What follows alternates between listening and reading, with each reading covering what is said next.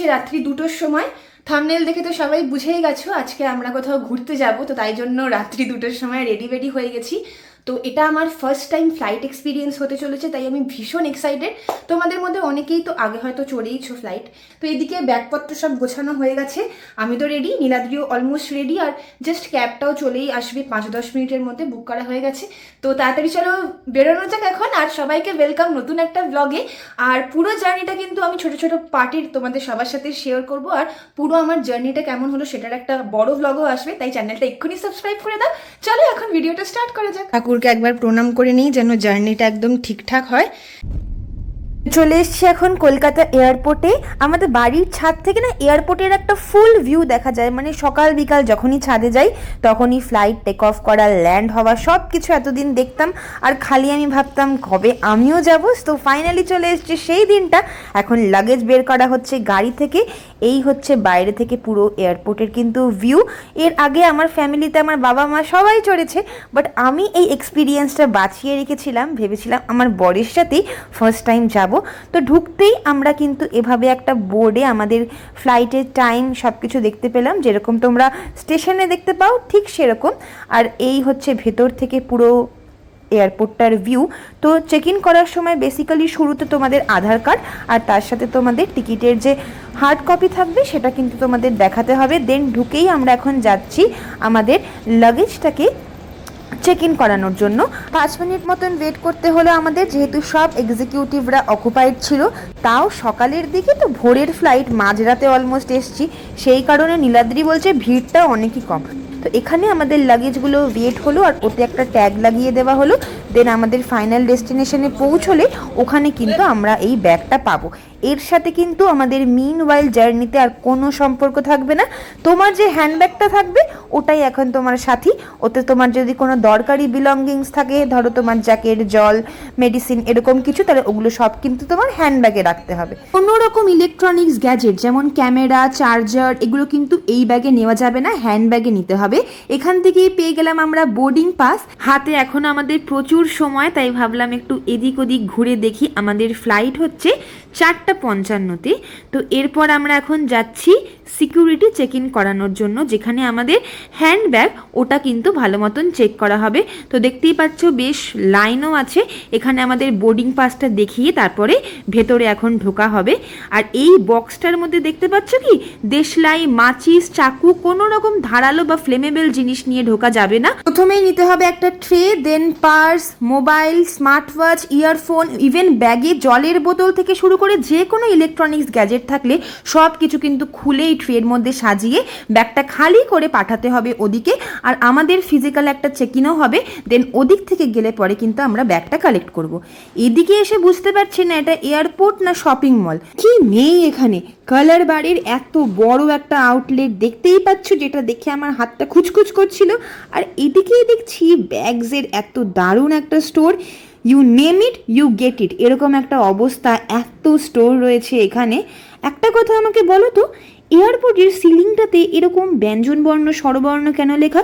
আমরা পশ্চিমবাংলায় থাকি এই কারণে, না আমাদের মাদার ল্যাঙ্গুয়েজ বাংলা সেই জন্য? ওয়েটিং এরিয়া এখন ওয়েট করছি কখন বোর্ডিং হবে সেটার জন্য। কত নাম্বার গেটে যেতে হবে ফর বোর্ডিং সেটাও কিন্তু তোমাদের বোর্ডিং পাসেই লেখা থাকবে। সেইখানে টাইম মতন পৌঁছে গেলেই তোমাদেরকে কল করা হবে। তো ঢুকে পড়লাম এখন ফ্লাইটের ভেতরে এন্টার করব বলে। কতটা খুশি দেখতেই পাচ্ছ। ঠিক এই নতুন বউ নতুন বিয়ে ব্যাপারটা হয় না, আমার অবস্থা ঠিক সেরকম। ফার্স্ট এক্সাইটমেন্ট যাকে বলে। ফার্স্ট ট্রিপটা কিন্তু সবারই মেমোরেবল হয়, যদি কিনা তুমি মধ্যবিত্ত ব্যাকগ্রাউন্ড থেকে বিলং করো।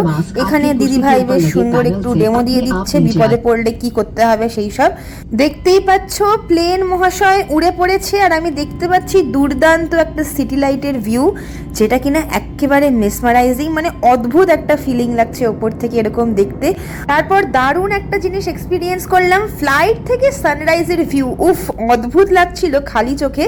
এইসব দেখতে দেখতেই চলে এলো আমাদের ব্রেকফাস্ট। ছিল হচ্ছে চিকেন জাংলি স্যান্ডউইচ। জাংলি কিনা জানি না, কিন্তু দামড়া স্যান্ডউইচ বলতেই পারি। মানে এটা একজন যদি খায় তার কিন্তু 5-6 ঘন্টা আর খিদে পাবে না। স্বাদটা তো ভালোই, মিয়া বিবির এক্সপ্রেশন দেখে বুঝতেই পারছো। আর তার সাথে ছিল একটা দুর্দান্ত কফি, মানে এটার যে টেস্টটা এত অসাম ছিল, সানরাইজ হচ্ছে, এদিকে সোনালি সূর্যের আলো, আর তার সাথে কফি খেতে খেতে আমরা পৌঁছে গেলাম আমাদের ফার্স্ট ডেস্টিনেশন ব্যাঙ্গালোর এয়ারপোর্টের দিকে। যারা যারা প্লেনে চড়োনি তারা কিন্তু সবাই একটা গল্প অবশ্যই শুনেছো, আকাশে যখন প্লেন ওড়ে মেঘগুলো নাকি তুলোর মতন লাগে। কি বলবো আমি, তার থেকেও যদি সুন্দর কিছু ডেসক্রিপশন হয় সেটা আমি ব্যবহার করব এই পুরো ভিউটার জন্য। ল্যান্ড করে গেছি এখন ব্যাঙ্গালোর এয়ারপোর্টে। যেই রকম সিকিউরিটি চেক ইনের থ্রু আমরা কলকাতা থেকে এসেছিলাম সেম প্রসেস আবার হবে, কারণ এটা একটা কানেক্টিং ফ্লাইট।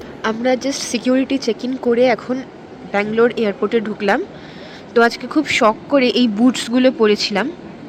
যদি তোমরা কেউ আসছো এরকম বুটস জীবনেও পরো না। আমি নেক্সট টাইম থেকে যদি কখনো ট্রাভেল করি স্লিপার বা খুব পাতি একটা চপ্পল পরবো, কারণ যেখানে যেখানে সিকিউরিটি চেক ইন হচ্ছে সব গ্যাজেট বেল্ট এগুলো তো খুলতে হচ্ছে। প্রত্যেকটা জায়গায় আমার জুতোটাও খুলে দেওয়া হয়েছে। মাঝে মাঝে আমার এরকম ফিল হচ্ছিল আমি তিরুপতির মন্দিরে ঢুকছি, এরকম খালি পায়ে আমি যাচ্ছি সিকিউরিটি চেক ইনের জন্য। তো এরকম যদি তোমরা কখনো যাও এরপরে কোথাও, এরকম টাইপের বুটস কিন্তু ভুলেও পড়ো না। দিদিকে হাই হ্যালো বলে ঢুকে পড়লাম আমাদের নেক্সট ফ্লাইটে। কি ভাবছো তো, আরে বাবা যাবে কোথায়, একটার পর একটা শুধু ফ্লাইট চেঞ্জ করে যাচ্ছে। আগে বললাম না এটা কানেক্টিং ফ্লাইট ছিল। তো 4:55-তে বেরিয়েছিলাম কলকাতা এয়ারপোর্ট থেকে টুয়ার্ড ব্যাঙ্গালোর, নেমেছি অলমোস্ট 7:20-তে। দেন একটু ওয়েটিং আওয়ার্স ছিল, 8:55 বাজে এখন, আর এখন বেরিয়ে পড়ছি টুয়ার্ড কোচিন এয়ারপোর্ট, কারণ আজকে আমাদের ডেস্টিনেশন হচ্ছে টুয়ার্ডস কেরালা। তো দেখা যাক আজকের সারাদিনের এই জার্নিটা কেমন হয়। এখন তো ফ্লাইট ছেড়ে দিয়েছে, অলমোস্ট টেক অফ হচ্ছে। তো মনে আবার সেই দারুণ একটা এক্সাইটমেন্ট নিয়ে বসে আছি, কারণ এখন তো আর সানরাইজ দেখতে পাবো না। আশা করি তাও ভিউটা বেশ সুন্দরই হবে। ফ্লাইটের উপর থেকে না অ্যাটমসফিয়ারটাকে একটা সমুদ্রের মতন লাগে, মনে হয় নিচে একটা ওয়াটারের লেভেল আছে আর তার উপরে আমি আছি। জানি না তোমরা কেউ এই ব্যাপারটা এক্সপিরিয়েন্স করেছো কিনা, আর তোমাদের ফার্স্ট ফ্লাইটের এক্সপিরিয়েন্স কেমন ছিল ওটাও আমাকে কমেন্ট করে জানিও।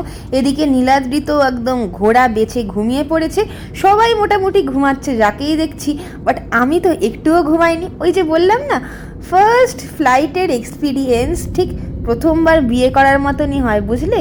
দ্বিতীয়বার আর ঠিক ওই ব্যাপারটা হবে না। নেমে পড়েছি কোচিন এয়ারপোর্টে, আর টেকনোলজিটা কত সুন্দর দেখো। সেই কলকাতা থেকে আমাদের সমস্ত লাগেজগুলো তুলেছিলাম সুস্থ সবলভাবে, সব কিন্তু ব্যাঙ্গালোর থেকে আবার পৌঁছে গেছে কোচিনে। কি দারুণ না? ও এখান থেকেই শুরু হচ্ছে আমাদের কেরালার দারুণ একটা ট্রিপ, যেটা হতে চলেছে আগামী 10 দিনের জন্য। প্রচুর প্রচুর ব্লগস আসবে, দারুণ মজা করতে চলেছি। তো সমস্তটা দেখার জন্য চ্যানেলটাকে এক্ষুনি সাবস্ক্রাইব করে দাও। ভিডিওটা কেমন লাগলো জানিও। দেখা হচ্ছে পরের নেক্সট ভিডিওতে। ভালো লাগলে লাইক শেয়ার সাবস্ক্রাইব করো, অ্যান্ড বাই বাই, ভালো থেকো।